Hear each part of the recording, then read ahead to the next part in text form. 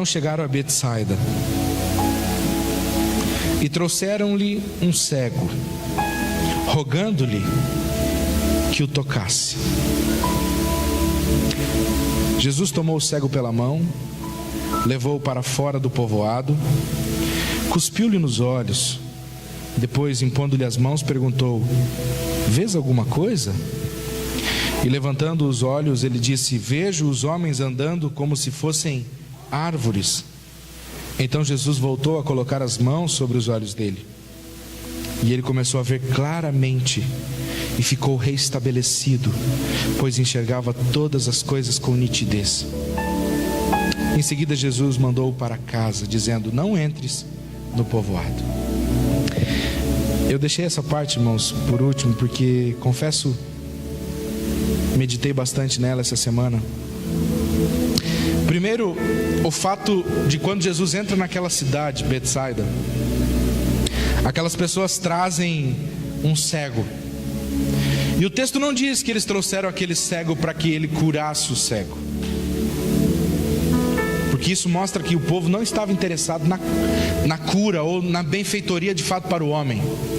Eles queriam ver o que Jesus poderia fazer por aquele homem, o milagre. Eles estavam interessados de ver o milagre, de ver a manifestação.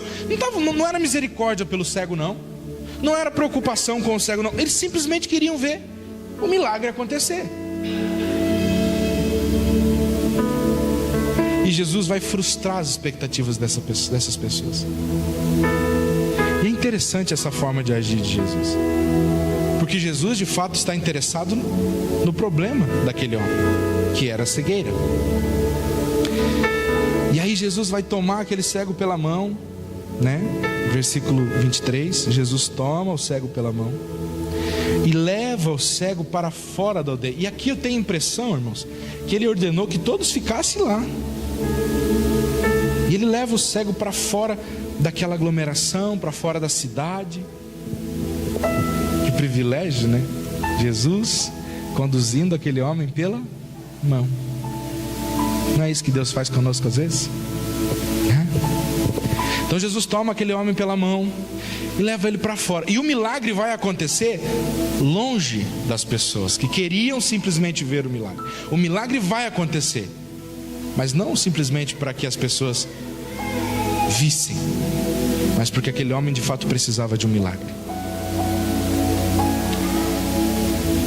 E eu acho muito interessante essa simbologia de Jesus tirar esse homem do meio daquela multidão. Jesus tirar ele daquela aglomeração e conduzir ele para um lugar de particularidade. E sabe, irmãos, isso me ensina algo tremendo. Essa adoração coletiva nossa aqui na igreja, ela é muito importante. É tremenda. Quando nós estamos aqui na casa do Senhor e nós adoramos juntos, mas nada se compara ao nosso secreto com Deus, ao nosso particular com o Senhor. E muitas vezes os milagres vão acontecer quando nós não estamos no meio da multidão, mas quando nós obedecemos ao Senhor Jesus, mesmo que nós não o enxerguemos para onde Ele está nos levando, mas a gente segue porque sabe que Ele está nos conduzindo, e lá o milagre vai acontecer. Quando ele entra no barco de Pedro, em Lucas capítulo 5, ele entra primeiro no barco de Pedro, e ele continua pregando, e a Bíblia diz que havia uma multidão na margem do rio, e ele está pregando para aquela multidão, e de repente ele olha para Pedro e diz assim: Pedro, vamos um pouquinho mais para dentro do mar, como quem diz assim, vamos aprofundar um pouco mais aqui o nosso relacionamento. E Pedro então pega o seu barco e ele se afasta da multidão, e ele vai mar adentro. E lá no mar adentro, longe da margem, longe daquela multidão de pessoas, só ele e Pedro, Jesus dá uma ordem: lance as redes agora, Pedro. Veja, irmãos, Jesus não estava interessado em realizar milagres para as pessoas simplesmente verem. Os milagres que Jesus operou tinham uma finalidade espiritual. Não era para mostrar que ele tinha poder, porque ele sabia disso. Havia uma necessidade espiritual por trás de cada milagre, porque se fosse para que o nome dele fosse simplesmente exaltado, ele realizava esse milagre ali na margem. Ele diz assim: olha o que vai acontecer aqui, peguem essas redes que vocês usaram a noite toda aí, ó, e que estão vazias, coloquem agora aqui, ó, e mandava puxar, e a multidão toda ia se maravilhar de ver aquela quantidade de peixe. Mas não, o que Jesus queria fazer era tratar primeiro Pedro, estava preparando o coração de Pedro. Então por isso ele diz: ó, vamos deixar um pouquinho agora a multidão e vem comigo. E eles se afastam um pouco da multidão. E lá ele diz: Pedro, agora lance a rede. E Pedro lança a rede, Pedro obedece. Porque o versículo 25 diz: então Jesus voltou a colocar a mão sobre os olhos dele. Há uma versão bíblica que diz assim, que Jesus direcionou sua cabeça para o alto. Isso é tremendo. Jesus pega aquele homem e diz assim: para de olhar para as coisas deste mundo, começa a olhar para as coisas do alto, começa a olhar para as coisas do céu. Para de olhar para os homens, para de olhar para as coisas, olha para Deus, olha para o céu. E quando Jesus faz isso, quando Jesus direciona a visão daquele homem, o texto diz assim, que ele começou a ver claramente. Você tem dúvida no seu coração hoje? Você está confuso com relação a algum sentimento que talvez esteja aí na sua alma? Pois dessa noite Deus está querendo direcionar a sua visão. Deus está querendo conduzir o seu olhar para aquilo que Ele quer, para que você veja com nitidez, para que você veja com clareza, para que você entenda o propósito dEle. Querido, que nessa noite o Senhor Jesus possa colocar os seus dedos sobre os seus olhos, possa colocar a sua mão sobre a sua e a minha cabeça e direcionar a nossa visão, direcionar o nosso olhar, para que a gente comece a olhar ao redor e comece a enxergar as coisas com clareza. E o texto diz que ele foi reestabelecido e enxergava todas as coisas com nitidez. Mas precisou que Jesus direcionasse a visão desse homem. Talvez nessa noite você e eu precisamos desse redirecionamento. Talvez a nossa visão esteja desfocada, a gente está olhando para todo lado, quando na verdade nós precisaríamos olhar apenas para cima, olhar apenas para o Senhor, olhar apenas para Jesus. Em Hebreus capítulo 12 diz que nós devemos fixar o nosso olhar em Jesus. Não é dar uma olhada, não é passar correndo, é fixar os olhos em Jesus. E quando eu fixo os olhos em Jesus, eu não enxergo mais nada ao meu redor, nada mais importa, e eu consigo compreender tudo. Deus vai me dando entendimento, nitidez. Onde está fixado o seu olhar nessa noite, meu irmão? E um último ponto que me chama a atenção nesse texto é que o versículo 26, depois dessa cura, o texto diz que Jesus ordenou que esse homem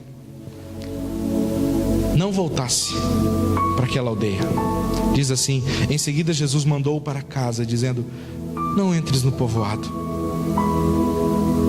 Sabe, há uma lição preciosa aqui. Quando você e eu temos a nossa visão redirecionada por Jesus,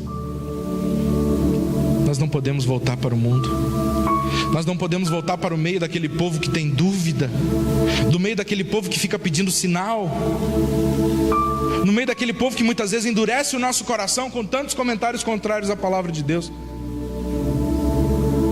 Jesus diz: não volte para lá, vá para sua casa, siga a sua vida, mas para lá você não volta. E é o que ele diz para nós: não volte lá para o mundo, não volte para lá.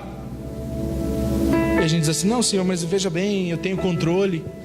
eu sei o que eu estou fazendo, eu sei até onde eu posso ir, eu tenho controle sobre as minhas emoções, eu tenho controle sobre os meus instintos, eu tenho controle sobre o meu vício, eu tenho controle sobre a minha língua, eu tenho controle sobre... Não tem. Então você não pode voltar para lá, porque o Senhor redirecionou a sua visão. Porque se você voltar para lá, o seu coração vai se endurecer, você vai voltar a pedir sinal, você vai ficar com dúvida novamente, e daqui a pouco você vai estar cego, espiritualmente falando, de novo. Então não volte para lá. Mas o que me intriga,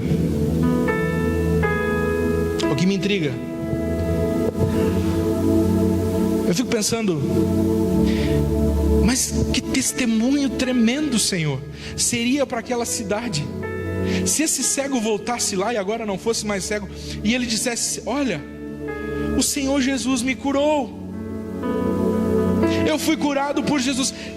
Que testemunho maravilhoso. Por que não voltar?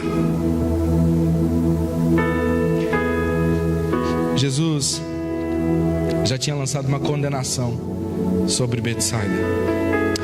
Em Mateus 11, 21, a Bíblia diz assim: ai de ti, Corazim, ai de ti, Betsaida, porque se em Tiro e em Sidom fossem feitos os prodígios que em vós se fizeram, há muito que se teriam arrependido, com sacos e com cinzas.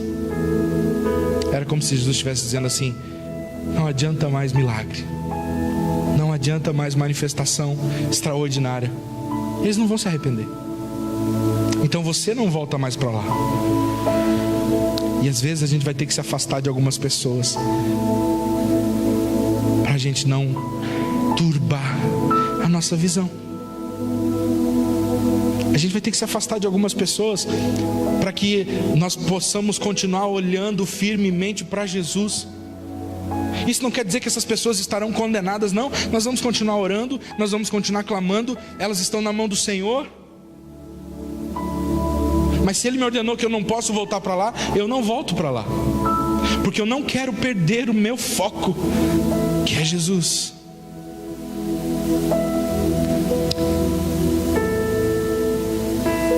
Eu não sei se nessa noite você está aqui e de repente no seu coração há uma pitada de dúvida, de incredulidade talvez, como naquele momento do barco estava no coração dos discípulos.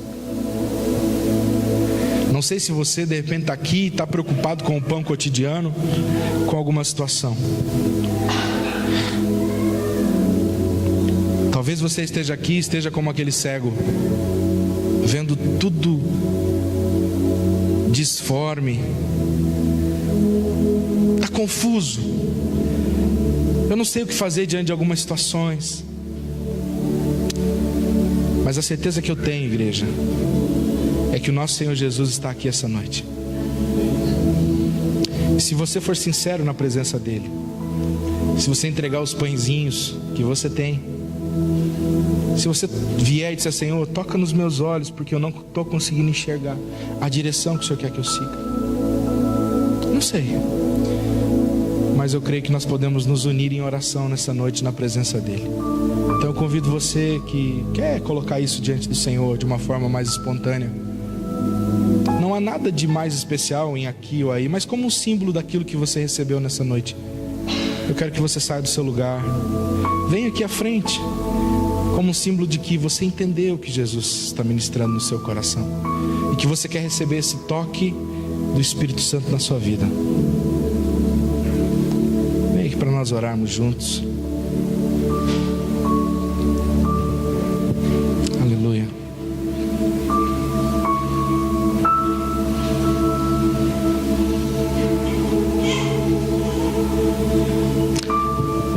Coloque diante do Senhor o seu pãozinho.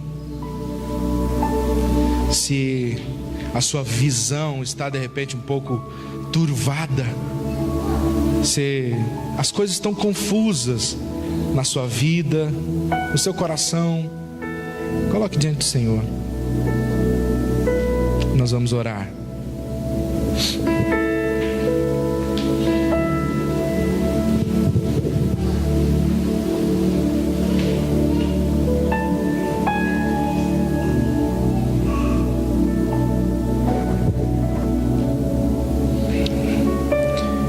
querido,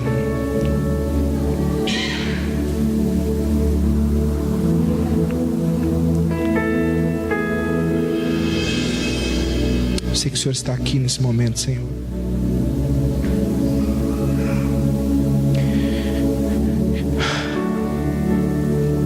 E nós entregamos a Ti, Senhor,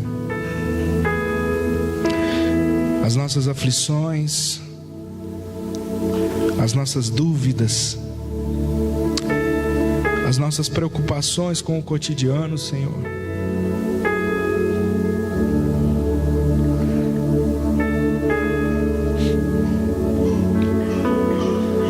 Nós entregamos diante do Senhor a nossa pequena fé.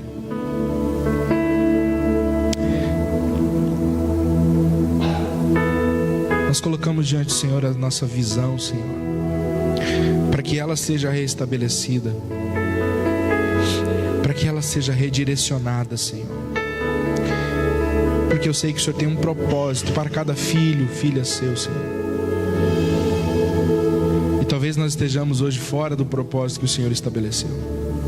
Talvez nós estejamos no meio da multidão, a nossa adoração tem sido somente no coletivo, já não há mais adoração no particular. Mas nessa noite o Senhor quer nos conduzir para um lugar mais reservado, Senhor. Por isso agora, que o Senhor esteja tocando na vida de cada pessoa que veio aqui à frente e que está aqui nessa igreja. Ó Deus, restaura a visão, Senhor. Restaura o sentido de prioridade na nossa vida, Pai. Arranca toda dúvida, todo medo. Ó Jesus, que a Tua palavra seja o nosso alimento diário, Senhor. E que nada seja mais importante do que fazer a Tua vontade. Que nenhuma tarefa diária seja mais importante, Senhor Deus, que o nosso momento de oração. Oh Jesus, que nada seja mais importante do que estar contigo em meditação na Tua palavra, e assim permitir que Teu Espírito ministre particularmente ao nosso coração toda a Tua vontade, Senhor. Revela, Senhor Deus, Teu poder a esta igreja. Abençoa os casais que aqui estão, os casais que fazem parte dessa igreja, as famílias que têm se chegado aqui, Senhor. Livra-nos de duvidar do Teu poder a ponto de o Senhor não mais realizar nenhum milagre na nossa vida, quando o Senhor já tem realizado tantos. Redireciona, Senhor Deus, os nossos olhos para Ti, que nós não olhamos mais para o homem, para o problema, para a enfermidade. Tu és o Deus da cura, Senhor. Tu és o Deus da restauração. Nós colocamos diante do Senhor as gestantes. Que o Senhor abençoe e guarde cada uma delas, os bebês que estão vindo para esta igreja, as pessoas que estão enfermas, que têm sofrido com dores. Toma agora nas Tuas mãos, estende a Sua mão sobre cada uma, Senhor. Repreenda, tira essa dor, Senhor. Sim, Jesus, nós não precisamos de milagres para crer no Senhor, porque temos a Tua palavra, mas nós cremos que o Senhor pode fazer, e nós vamos exaltar o Teu nome. Aonde nós formos, nós vamos contar as maravilhas que o Senhor fez e faz no nosso meio. Por isso, restaura a saúde da Geise, Senhor. Coloca a Tua mão, Senhor Deus. Coloca tudo no lugar de novo, Senhor. Toda dor que possa estar aqui no nosso meio, aonde quer que haja uma dor no corpo, restaura, Senhor. Oh Jesus, abençoa o Teu povo que chegou aqui, Senhor Deus. O Senhor sabe da necessidade de cada um. Nós estamos confessando diante do Senhor as nossas fraquezas, porque só o Senhor é que pode restaurar-nos, Senhor. Ajuda-nos, Senhor. Ajuda-nos a sermos pais e mães melhores, a sermos cidadãos dessa cidade, dessa nação, que fazem a diferença. Ajuda-nos, Senhor. Como disse aquele pai, ajuda-nos na nossa falta de fé, muitas vezes, diante de tantas coisas erradas que nós vemos, Senhor. Diante de tantos problemas que nos atacam. Ajuda-nos, Senhor. Redireciona a nossa visão, Senhor. Que os nossos olhos estejam fixados em Ti. No nome de Jesus. Amém.